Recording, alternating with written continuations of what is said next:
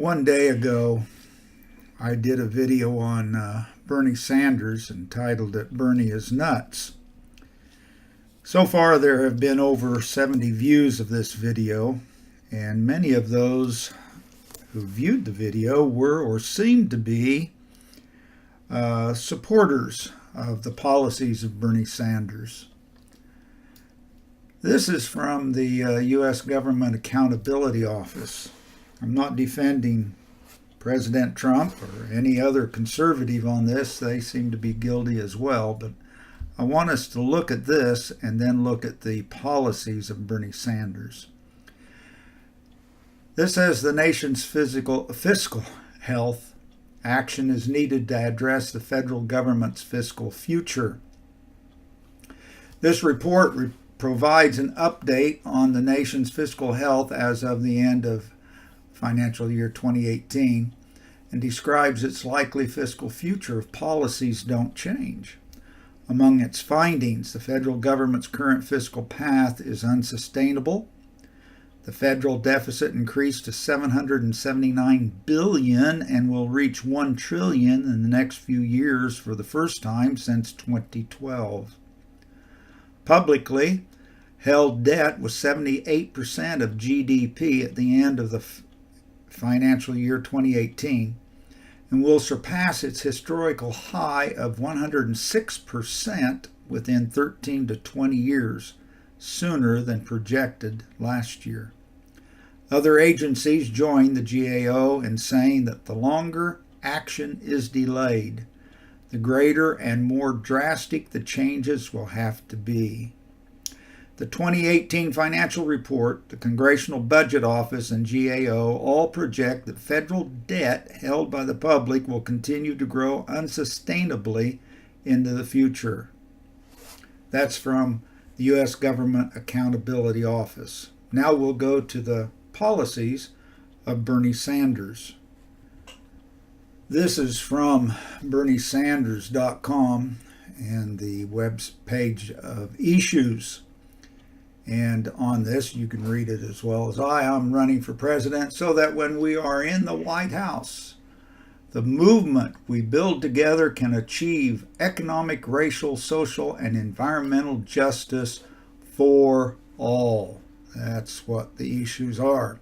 Now, I'm not going to open these, but I want us to just see, because with each of these, like health care for all, college for all, how can that be free?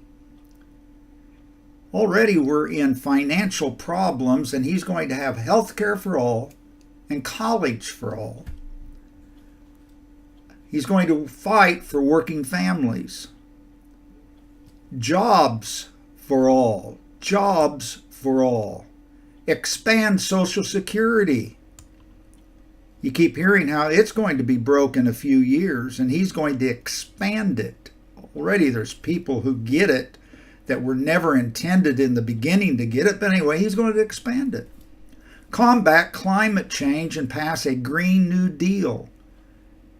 Just think about that. That's going to cost billions and billions of dollars, if not trillions. Meet our commitment to our veterans. Good luck on that. Enact a responsible, comprehensive foreign policy. Fight for women's rights. That seems odd when you don't know what a woman is, a man is, and you have those that don't want to be either, and Bernie supports all of that. Fight for disability rights. Fight for LGBTQ equality.